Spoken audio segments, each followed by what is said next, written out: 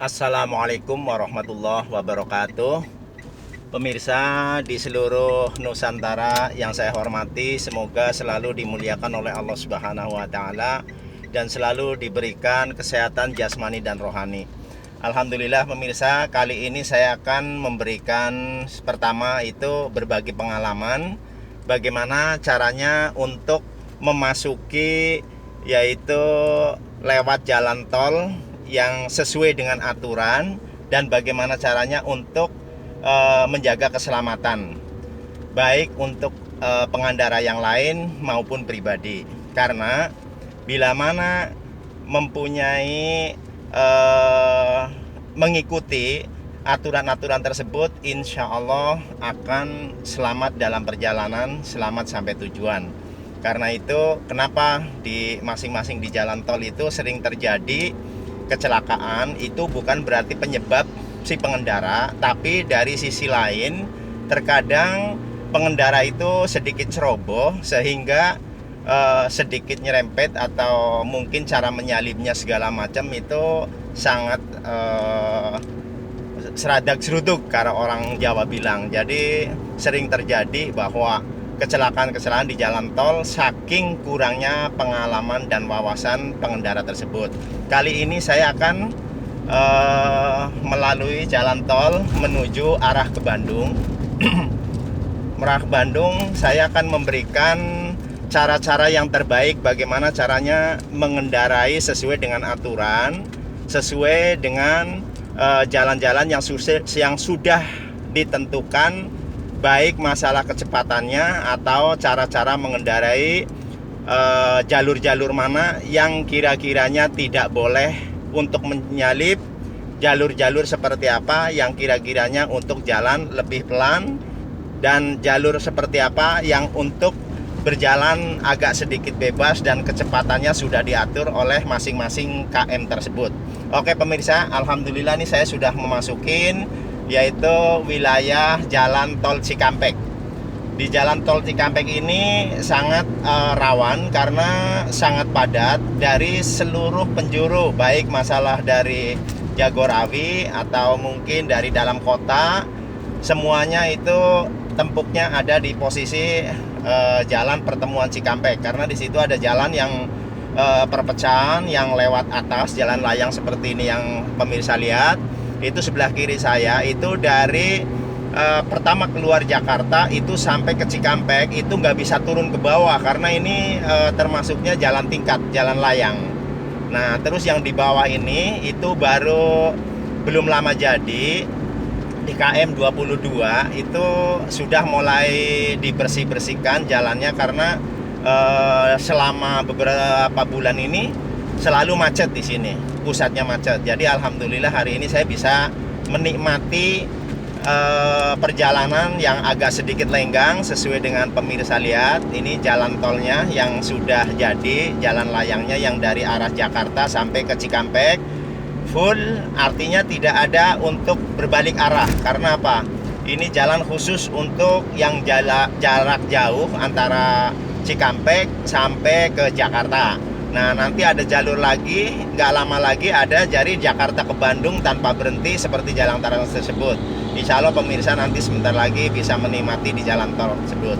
Nah yang kedua, saya yang pertama tadi memberitahukan tentang keadaan tol. Yang kedua adalah ini saya akan memberikan trik atau cara yang terbaik untuk mengendarai kendaraan di jalan tol.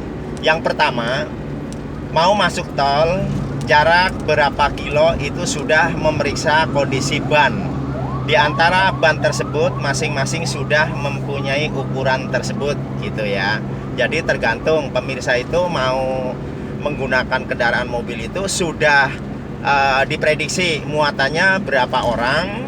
Nah kalau pakai minibus dan kalau pakai mobil angkutan itu berapa ton, berapa kintal. Jadi semuanya sudah tahu tentunya pemirsa. Yang jarang diketahui adalah bagaimana caranya kita mengendarai kendaraan di jalan tol supaya satu tidak mengganggu kenyamanan orang lain, dan untuk posisi kita sendiri itu pun kalau sudah tahu tata caranya insya Allah akan nyaman. Karena apa? sering terjadinya itu tumburan. Satu contoh, kita akan menyelip beberapa mobil yang seperti ini. Itu kita harus selalu menyalakan sen kanan. Jangan sekali-kali tidak menyalakan sen kanan, karena tanda kutip bahwa yang di belakang ini, yang di depan ini, di depan kita semuanya tahu bahwa kita posisinya kecepatannya lebih cepat, akan menyalip. Nah, setelah kita posisinya renggang di sebelah kirinya, kita harus ambil kiri pemirsa. Nih, seperti ini. Nah, jadi selalu kita mengikuti aturan. Artinya orang mau menyalip di belakang kita, artinya nggak harus mereka itu yang di belakang kita memberikan tanda-tanda kutip dia akan menyalip. Nah, itu yang kedua, pemberitahuan yang kedua. Yang ketiga, jangan sekali-kali posisi menyalip melalui sebelah kiri, apalagi kita membawa kendaraan yang minibus itu mobilnya kecil, sebelah kiri semuanya itu rata-rata mobilnya truk, karena truk itu hanya memakai jalur 1 dan jalur 2. Jalur 2 pun dilalui truk itu hanya untuk darurat bila mana akan menyalip. Setelah menyalip, truk itu harus posisinya ada di jalur pertama, gitu ya. Nah, terus ada tambahan pemirsa, jangan sekali-kali berjalan di bahu jalan. Karena apa? Nanti kalau ketahuan aparat, artinya lalu lintas atau mungkin kepolisian, itu sangat fatal. Jadi nanti akan ditilang karena kita sudah melakukan yang salah. Nah, yang keempatnya lagi nih pemirsa, kita seumpamanya mau nyalip nih, kita kan posisinya mau ke kanan, kasih sen kanan dulu panjang-panjang, jangan mendadak. Nah, setelah diambil ke kanan, itu yang samping kiri kan dia kan tahu bahwa kita akan melalui lebih cepat. Nah, setelah itu posisinya kita kenceng, teman-teman atau pemirsa, kita posisinya tenang, karena ini mobil ini salah di jalan tol, salah dalam 1 detik, 2 detik, 3 detik kita fatal, nyawa taruhannya. Nah, setelah kita posisi ini agak merayap, agak padat, kita ikutin alur-alur yang ada di depan. Jangan sekali-kali kita menyalip sebelah kiri, gitu ya. Nah, jangan lupa pemirsa, saya akan menyampaikan, karena di posisi pandemi ini harus ikutin protokol pemerintah. Faktor utama ya, kita sebelum menjaga jarak antara perjalanan atau kita dekat sama orang, selalu pakai masker, selalu cuci tangan sebelum naik kendaraan. Itu pun saya harus memberitahukan bahwa di saat pandemi ini setiap sudut kota itu ada pemeriksaan masker pemirsa. Pemeriksaan masker ini termasuknya diwajibkan oleh pemerintah. Jadi jangan menyalahkan pemerintah, karena di saat seperti ini adalah pemerintah sebenarnya sayang kepada masyarakatnya semuanya. Jadi tidak ada salahnya kalau kita itu mengikuti himbauan pemerintah, ya kan, protokol kesehatan itu tidak ada salahnya. Nah, pemirsa, nah ini selanjutnya saya menjelaskan tentang masalah perjalanan. Nah, di sini sudah lewat di kilometer 28. Kilometer 28 ini tepatnya yang dulu untuk pintu masuk dan keluar tol Cikarang ya. Nah, ini jadi pas kebetulan saya sudah agak lenggang, jadi agak kecepatannya luar biasa sampai 80 kilo per jam. Jadi ini saya sudah memasukin pintu gerbang Cikarang utama yang dulu, sekarang sudah dipindah di depan gitu ya pemirsa. Nah, ini sudah bertemu lagi, sebentar lagi kita memasukin gerbang tol. Nah, pemirsa, jangan sekali-kali menganggap remeh bahwa kita di jalan tol itu sambil buka handphone atau sambil telepon atau mungkin sambil ngobrol yang kira-kiranya gak berguna, itu agak dikurangin. Syukur-syukur dengan sedikit membacakan ya istighfar, baca yang lebih penting sambil berdoa, karena ini di dalam perjalanan tol ini seolah-olah kita lagi berjalan di ujung duri. dalam sekejap kesalahan itu akan fatal jadinya. Dan bila mana kita mempunyai kecelakaan di jalan tol, pasti ada yang lain. Karena apa? Di samping kanan kirinya ikut kesamber juga, dan akhirnya mereka saling benturan. Akhirnya bisa, kalau kita ceroboh, bisa merugikan banyak orang. Kita harus mempunyai sistem atau punya prinsip bahwa kita harus mempunyai niat baik dengan siapapun, baik masalah sesama manusia, sesama alam, sesama binatang, dan semuanya. Karena bila mana kita hidup tanpa didasari niat ibadah, tanpa didasari dengan kebahagiaan merasa bahwa kita akan berbuat baik dengan siapapun, itu seolah-olah hidupnya insya Allah setelah menjelaskan akan sia-sia semua amalannya. Jadi hati-hatilah kepada pemirsa bahwa hidup kita ini adalah hanya untuk berbakti kepada orang tua, harus taat kepada perintah-perintah Allah dan Rasulnya, dan selalu mempunyai tingkat yang sangat tinggi untuk kepedulian kepada masyarakat dengan semuanya, baik masalah agama Islam atau non-Islam atau agama apapun. Kita nggak ada tugas untuk membenci dengan agama yang lain, bahwa kita adalah tugasnya bahwa kita harus berbuat baik dengan siapapun, berbuat yang ramah dengan siapapun, berbuat yang tujuannya bagaimana caranya supaya orang lain bisa merasakan bahagia. Bila mana orang lain bisa merasakan bahagia, insya Allah kita akan selalu hidupnya berkah. Oke pemirsa, kayaknya ini sudah durasinya sudah agak tinggi.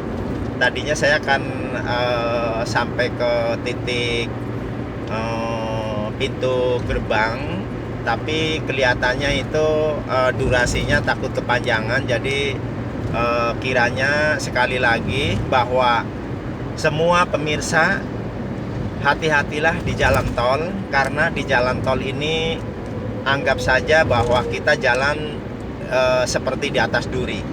Bila mana ada kesalahan sedikit saja dalam hitungan detik, menit, itu fatal. Taruhannya adalah nyawa kita dan nyawa orang lain. Oleh karena itu marilah sekali lagi periksalah kendaraan sebelum memasuki jalan tol. Faktor utama adalah ban sesuai dengan aturan. Kedua kalinya sen kanan kiri dan lampu yang depan semuanya rambo-rambonya dicek, dan rambo-rambo lalu lintas harus diikutin dengan sesuai dengan hati, sesuai dengan fakta, sesuai dengan kenyataan. Bagaimana caranya supaya kalau kita yakin mengikuti rambo-rambo tersebut, insya Allah tidak ada masalah. Kenapa banyak bermasalah? Kenapa sering terjadi jalan tol? Karena orang tersebut mengikuti hawa nafsunya sendiri, kepengen cepat, tidak memikirkan orang lain, sehingga perjalanannya seradak seruduk, akhirnya kecelakaan. Nah, kecelakaan itu bukan semata-mata hanya pribadi, tapi pasti menyangkut orang lain. Satu contoh, di depannya atau di belakangnya pasti kena imbasnya. Maka dari itu, sayangilah diri kita, gunakanlah diri kita untuk berbuat yang sebaik mungkin. Insya Allah akan selalu berkah, selalu sehat. Nah, mengenai kendaraan, jangan sekali-kali lupa kontrol bahwa setiap mau masuk tol itu diperkirakan kartu tolnya yang cukup, sehingga nanti di dalam tol itu bisa setiap ada masalah itu tanpa kartu tol yang cukup nanti agak sulit, karena harus keluar mengisi kartu tol atau bermasalah yang lainnya terhambat, banyak masalah. Oleh karena itu marilah kita tingkatkan iman dan Islam kita. Semoga Allah selalu memberikan keberkahan kita untuk semua. Saya mungkin banyak salah. Saya niatnya memberikan himbauan atau peringatan kepada seluruhnya bagi kendaraan tol supaya sehat sampai tujuan, sampai ke rumah, ketemu anak keluarga. Yaitu kalau bila mana kita taat satu, pertama rambu-rambu lalu lintas, cek kendaraan, ikuti protokol pemerintah kesehatan, ikuti pemerintahan dan aparat kepolisian semuanya yang mengatur di jalan-jalan raya. Insya Allah nanti akan keadaan baik dan keadaan sehat walafiat, tidak ada halangan satu apapun. Oke, pemirsa, bila mana ada kesalahan saya mohon maaf yang sebesar-besarnya. Untuk kali ini saya memberikan tip yang seperti ini, artinya untuk mengingatkan kepada saudara-saudariku sekalian yang pengguna jalan. Semoga bermanfaat. Oke, assalamualaikum warahmatullahi wabarakatuh.